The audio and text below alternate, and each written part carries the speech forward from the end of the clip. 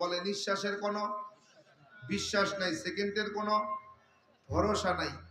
যে কোনো মুহূর্তে মালাকুল মউত আপনার আমার সামনে হাজির হয়ে যেতে পারে।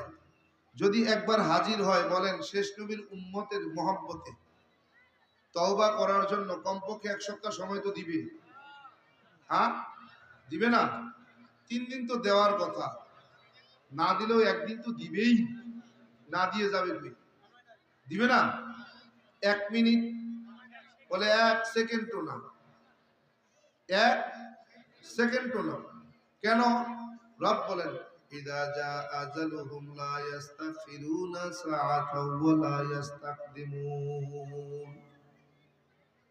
বলে হায়াতের জিন্দেগি যদি একবার ফুরায়া যায়, 1 মুহূর্ত অতিরিক্ত সময় কাউকে দেওয়া হবে না।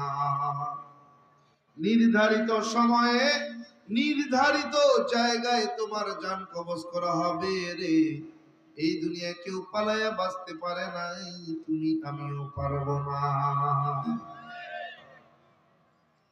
এই বাদামালা ভাই, এই বেরোতে হবে একদম মাঠের বাইরে, বেরো। মাঠের বাইরে যারা আছে তাদের কাছে বেসো যাও।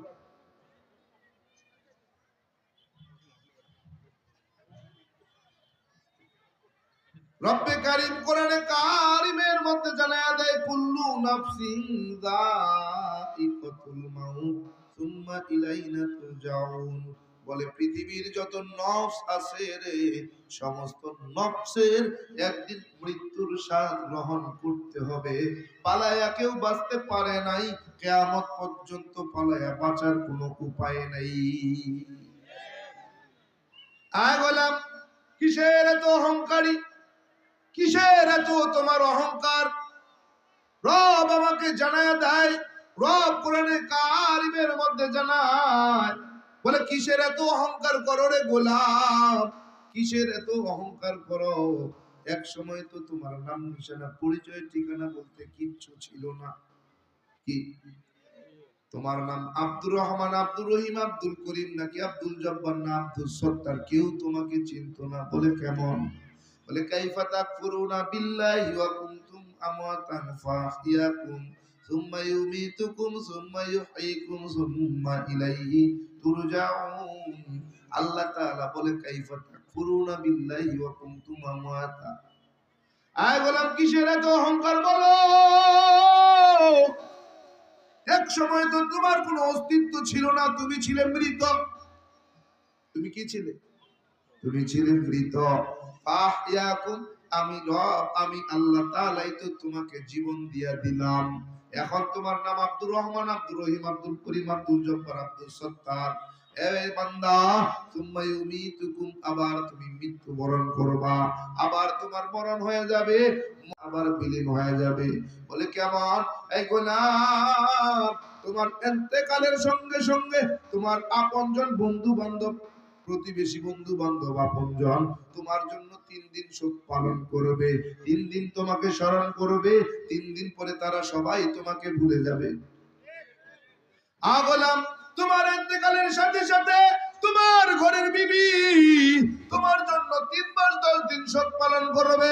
3 মাস 10 দিন যদি পার হয়ে যায়, বিবির শরীরে যদি যৌবন থাকে রে, 3 মাস 10 দিন পরে তোমাকে ভুলে নতুন স্বামী গ্রহণ করে সংসার শুরু করবে।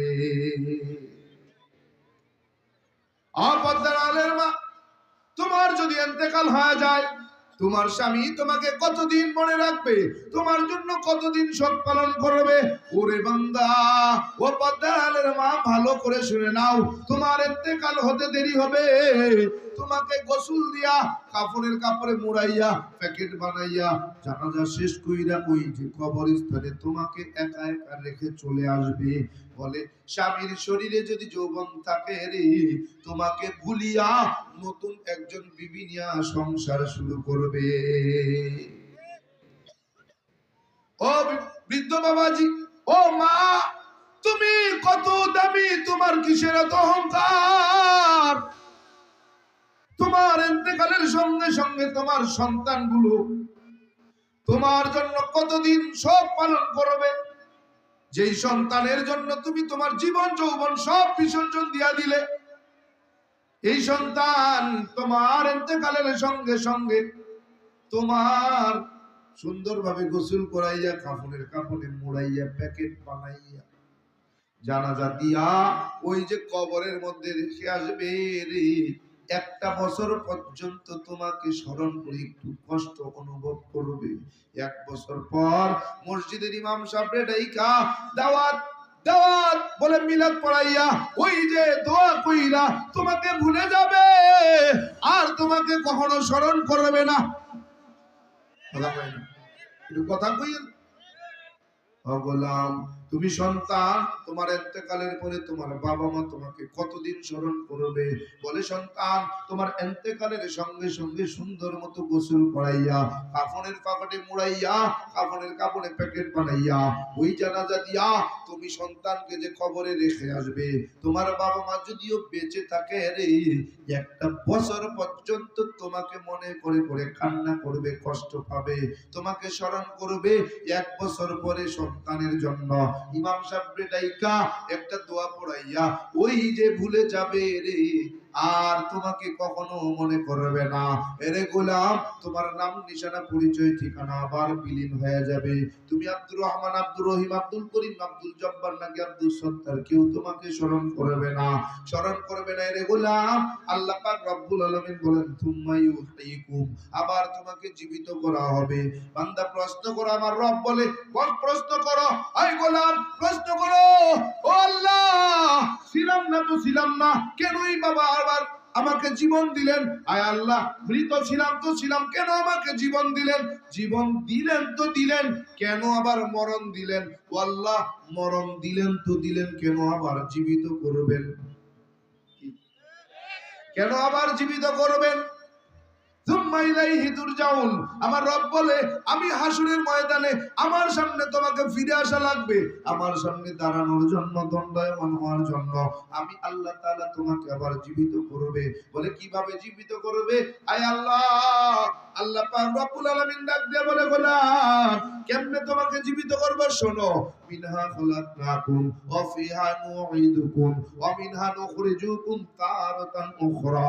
বান্দা একটু তাকায় দেখো না, এই মাটির থেকে আমি আল্লাহ তাআলা তোমাকে বানাইলাম, মৃত্যুর সাথে সাথে এই মাটিতে তোমারে মিশাইয়া দিলাম। যেই আল্লাহ আমি তোমাকে মাটি দিয়া বানাইয়া মাটিতে মিশাইতে পারলাম, ওই আল্লাহ আবার ঘোষণা দিতেছেন অমিনহা নুখরিজুকুম তারাতান উখরা, বলে এই মাটির থেকে আবার তোমাকে জীবিত করা হবে।